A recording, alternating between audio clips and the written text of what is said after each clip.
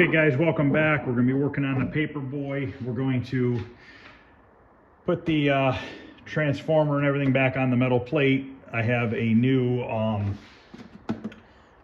fuse holder. I have a new filter. And then I have a new, I guess you call it a junction block. Now this junction block's a little bit wider than what was on here before, but that's okay. We'll just re-drill another hole and thread it in there. Not a big deal. And also on this video, I want to sand down and paint the control panel so that we can get that ready for assembly. Now, I went online, went through a bunch of wiring diagrams and stuff for Championship Sprint and came up with what wires go where. So this is my guide here to help me do that. Inside this box is a switching power supply, which we also have to mount to here because that's what they used on that game. And it should not affect at all using that for the Paperboy. So first thing I want to do is get some stuff mounted back on here. And I know that our fuse holder goes right here. And the good thing is they line up, the holes line up with the original drilled holes. Now I gotta see, should have some screws here that are the same size. These are the old ones here. Should, maybe not. It looks like the same.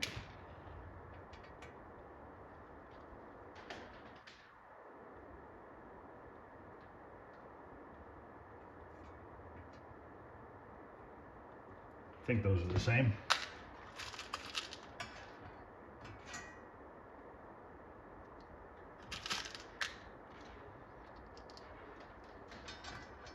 Now I'm going to change all the connectors on these wires. I'm going to cut them off and put new ones on because they definitely have green corrosion inside of them. So I do not want to use those. I'll tell you what, I got this little battery operated soldering gun on eBay for like 30 bucks, and you can buy it for whatever brand of batteries you want, and they had it for $1, and I'll tell you what, this thing works really well. I'm very happy with it actually. It heats up really fast and it shuts down if you're not using it within like a minute or two, which is nice just to save on battery life.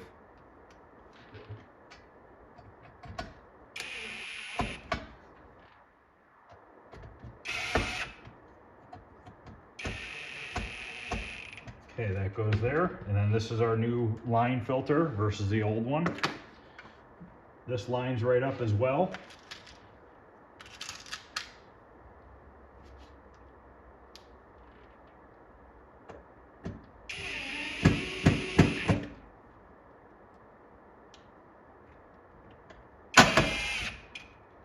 Okay, this is where the original one of this little junction block went, was right here. But this one's a little bit wider. So we're gonna have to, looks like we're gonna have to drill one hole. Let me just see here. How can I mark that? Probably the best way would be to put the screw in. Grab a drill bit and drill a hole. I need to see if I have a tap.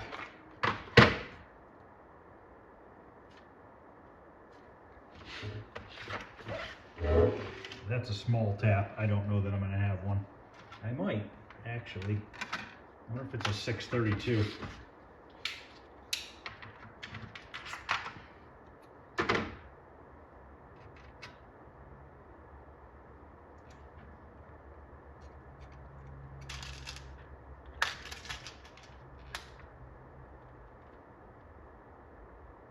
I believe it is. Okay, so I need to see what size drill bit I need to use for a 632 tap. So I'm gonna have to look that up because I do not know that. I thought I had a chart somewhere. I think I do, but I don't have it with me. Calls for a 1/8 drill bit. I just was on Amazon and they have a magnetic little magnet that has all the tap sizes and what size drill bit. So I just ordered it. It was like 13 bucks because it'd be nice to just put it on the door back there or something. Then I could just reference it a lot quicker than having to look it up every time I go to do it.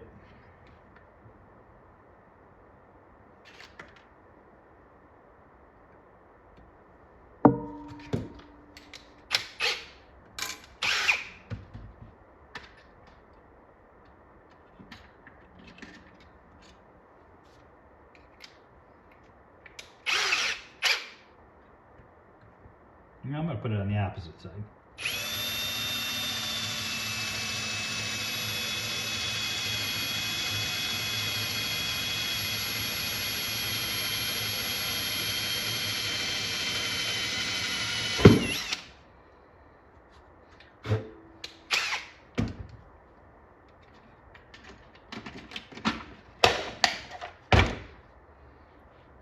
Or if I could just do this with the drill.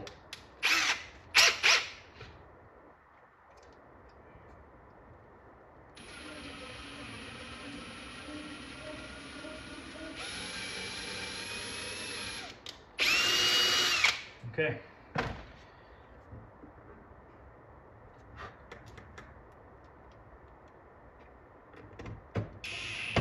Beautiful.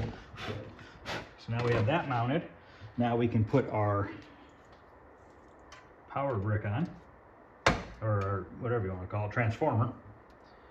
And these look like they're maybe the next size up screws. Maybe not. No, I think they're the same one. Can't tell. Nope, they're the next size up, which I believe is like an 832.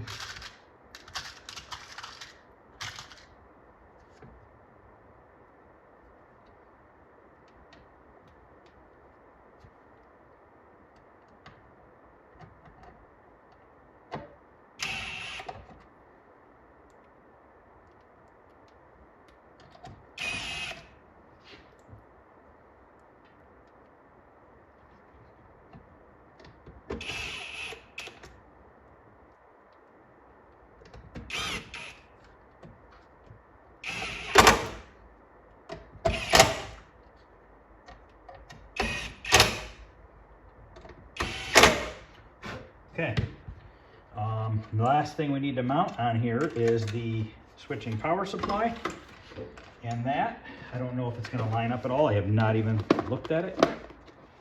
This came from Arcade Shop. I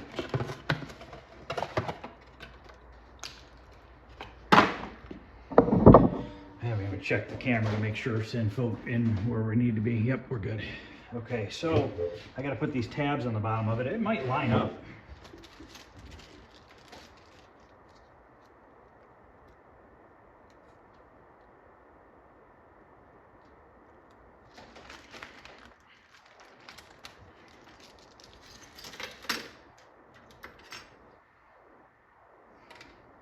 Well, it'd be almost nice if I could use the 2 spot, but I can't. Yeah, I probably got to drill new holes.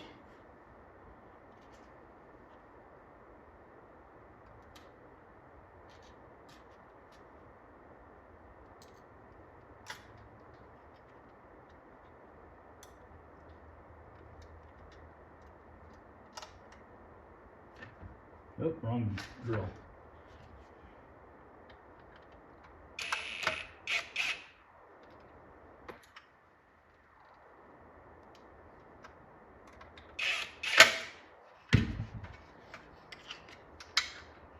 Make sure my jumper's on 110, and it is. There's a little jumper wire in there. If you needed to put it on 230 volts, you'd have to open this up and swap that over. But usually in the US, it'll always come 110. I have had one come switched to 230, did not look at it, and burned it up. So now, since I did that a long time ago, I always look. Some of the cheaper ones have an actual switch, not a jumper wire itself. Okay, so this is a little bit longer. Well, the problem is this fuse block thing is a little bit bigger. So let me think what I'm going to do here. technically, I could cut this tab down and still get a screw in there.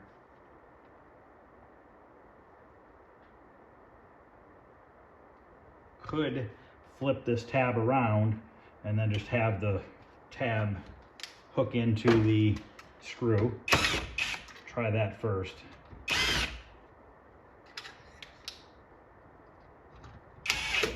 I always like trying the least amount of work first to see what it does.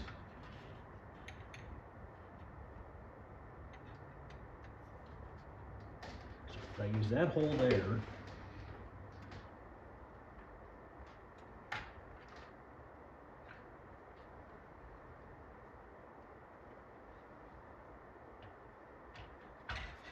and drill a hole right here.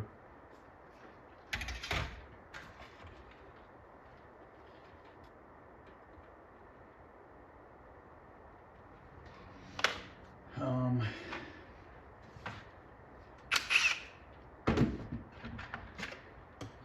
now, do I have an 8? I do not have an 8/32 tap. So that means we're just going to use a 6 again with an 1/8 inch drill bit.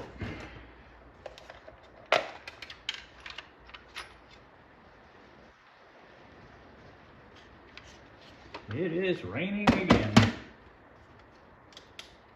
Cold out today, only 60.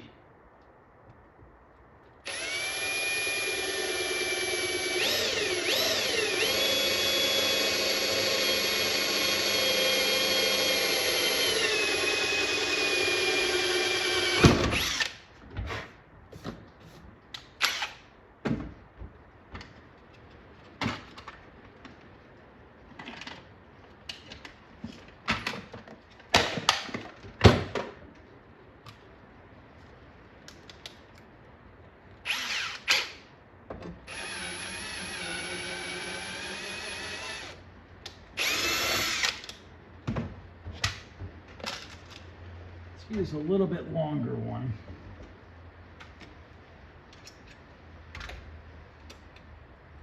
Because what we'll do is, if I can get this to slip over, it doesn't matter if it's perfectly tight, because once the front one's in, that's going to hold it.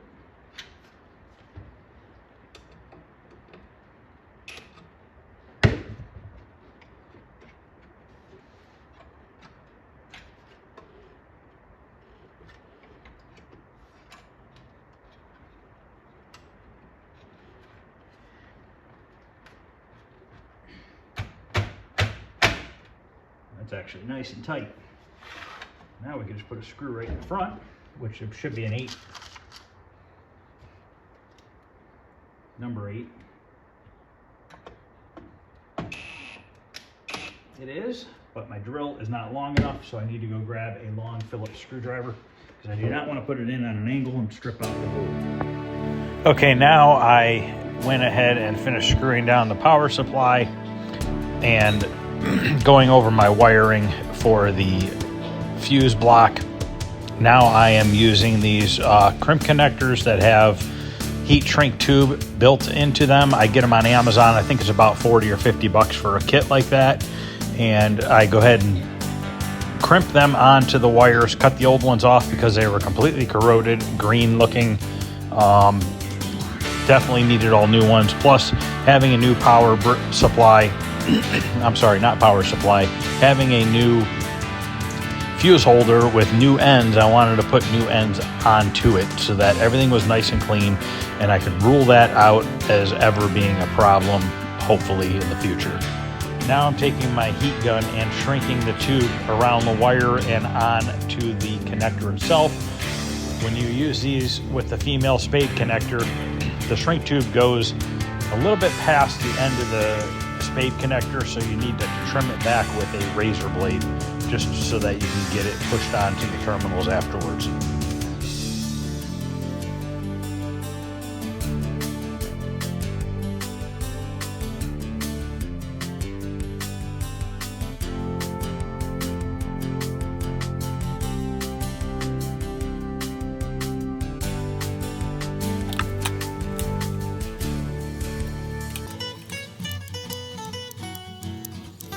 right here I decided to make a new black wire because it was not going to be long enough to reach where I needed it to. So I went and grabbed a little bit of 14 gauge wire off my spool rack and made a new black wire. So I'm trimming the extra heat shrink off the ends so that they'll slide over the terminals easier, because they kind of wrap themselves in over the edge of the terminal. Okay, now we need to start figuring out what plugs in where. So F4 is orange. So now we have brand new terminals, brand new fuse blocks, brand new filter, brand new distribution block, brand new power supply. Everything's clean, all the ends are clean, so it should work really well.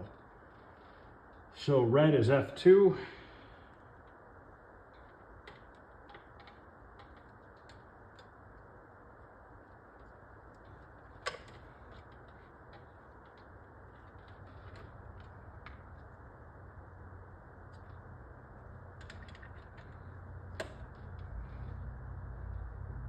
F5 is purple.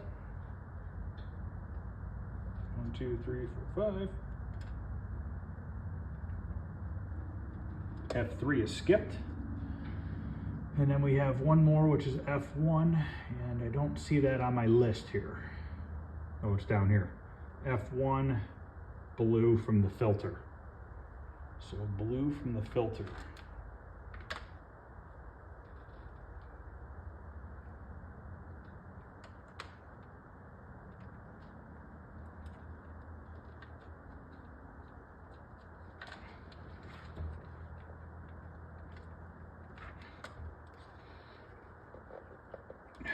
As you can see, these are tight fit.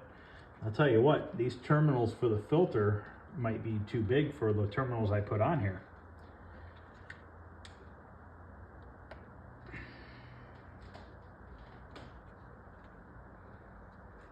Yep. The only way I can fix that is I don't have bigger terminals, but I got it on.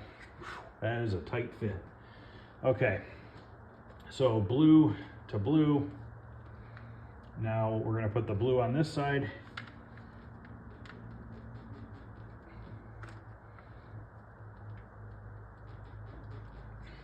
Green goes in the middle. The green is our ground.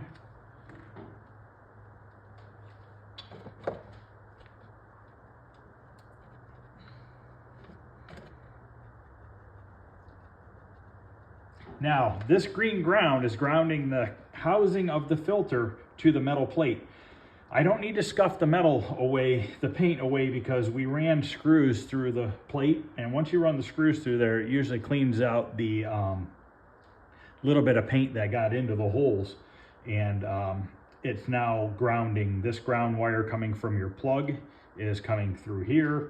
It's grounding to this metal plate, and then we're going to take the ground wire from our switching power supply, and we're going to run this down to a ground lug here on the metal plate, and we'll do the same thing with that as well. Now I'm looking in here and notice these are in pretty good shape. One of them, the blue wire, has a little bit of green corrosion on that. I'm going to clean that up with some deoxit and a brush and just clean that up. I don't feel like changing that end unless I need to. I think it's okay. It's barely green, so I think we're going to be just fine with that.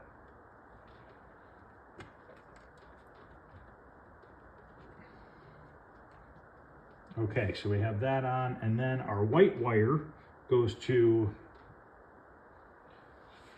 filter. We have blue, green, brown. The brown goes to black. Oh, wait here. I got something wrong here.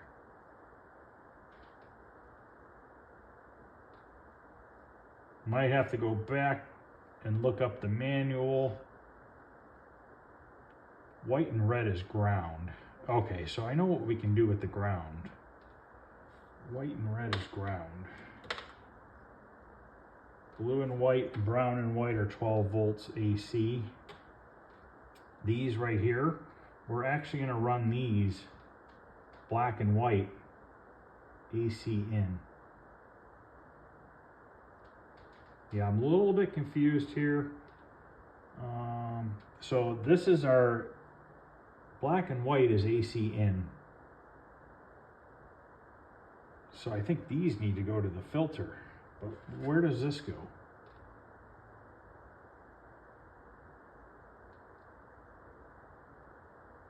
I'm not sure yet. And this black wire is not long enough.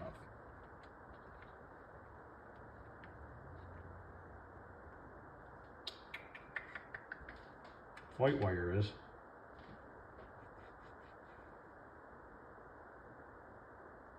All right, I'm gonna have to look this up. So let me pause this for a couple minutes and figure out what I didn't write down right. Okay, so the blue wire goes through the filter, blue wire goes to the terminal right here, and then it goes to white. And then we have the brown wire comes through the filter, goes into the fuse, comes out of the fuse, turns to black, goes into the junction box. So the white and black go into the bottom of the transformer. So this side of the plug here, it goes, these three wires go into a switch in the cabinet. On the other side of the switch in the cabinet is the power source coming from your plug in your house. So it goes from the plug in your house through the switch, from the switch into here, into the filter. The blue wire is your common, your black wire and brown wire are your 110 feed. So now what we need to do is take another black wire and another white wire off of these two terminals over here, run them into the switching power supply. These two wires here, I don't know where they go yet, nor do I know where the white one goes yet, okay? But we're gonna take a green wire from our ground here, and we're gonna run it to the metal on the bottom of this fuse block, or whatever, I don't know what you wanna call it. This metal plate down here. We're gonna run a ground wire. It doesn't show it in the directions, but it's not gonna hurt anything to ground this. I know that, I don't know if it's technically grounded because it's screwed through to the metal, but I would think that this terminal right here probably grounds the board itself. So we might as well ground it to the metal plate. There's no reason not to. So what I need to do is put another couple of these female spades together, and then on the other side I need to put the little fork connectors. So I'm going to go ahead and put those on. I'm just going to go ahead and record it, and once again I'll do a fast forward on it. Just got to find a couple male spade connectors here. We need 3 of them total. One for the ground, one for the black, one for the white, and then we need a little ring terminal for the ground wire to the metal plate.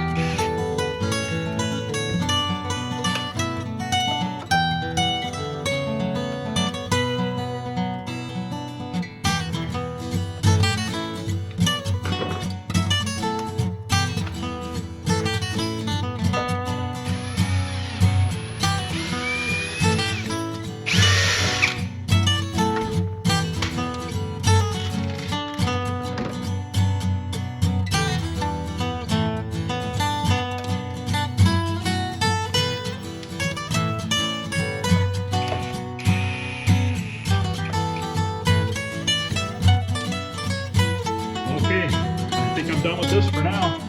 Figure out these wires once they go in the cabinet. I don't know what they go to. But next we're going to work on the control panel, sand that down real quick. And we'll paint the underside, let it set for a little while, flip it over, and then we'll paint the top side. But let's take a look at this up close. So as you can see, look at the difference. I wiped all these wires down with lacquer thinner and cleaned them up really well. We cleaned up all the rust on this, on the metal plate. We replaced the fuse holder, the distribution block, the filter, new switching power supply. Clearly there wasn't one on here before. We are going to have to make a harness that goes from here and plugs into the harness of the cabinet, which is not a big deal. These are what the parts looked like before we started. This is how bad it was, guys. I'm sure you saw the video, but I mean, just look at the nastiness. So that's all garbage.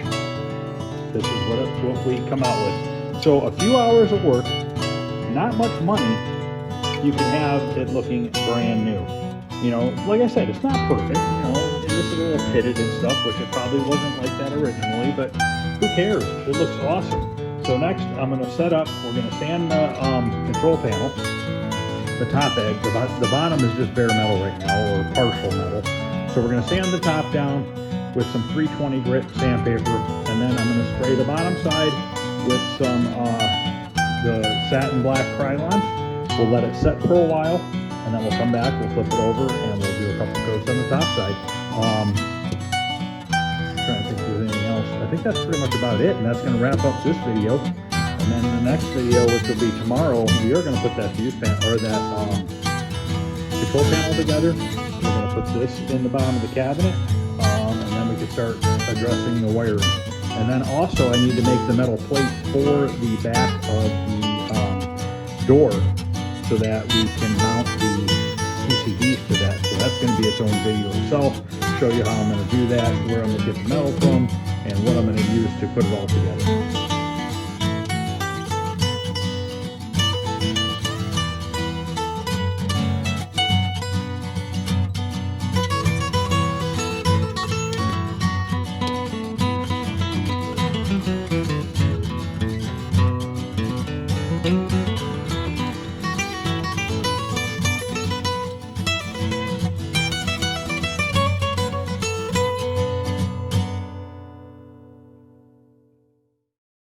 So I'm going to go ahead and end this video because I'm going to do the exact same thing to the front side. I'm just going to spray some paint on it. I don't think I need to video that part of it. But I've been using this for a long time and have had really good success with it. So if anybody's interested in it, it's Krylon Fusion all-in-one paint and primer, matte black. I have really good luck with it. And also, they make a clear coat. You can get the Krylon Fusion matte clear, shiny clear, satin clear. I think they have like 3 or 4 different flat clear. I think they have like 3 or 4 different clears. So if you're wanting to use this on a coin door and you're worried about it just being paint with no clear over it, you can get the can of clear as well. When I use the clear, I go from this and I use the same directions as I'm using this. So if it says 5 to 10 minutes between coats, after I'm done with my last coat of black, I wait 5 to 10 minutes, and then I put the clear on. I don't wait until the next day to put the clear on because you have a window here. It's either 6 hours or after 24 hours. So I just like to get it all done in the same day and not worry about running the risk of making a reaction or something go wrong with the paint.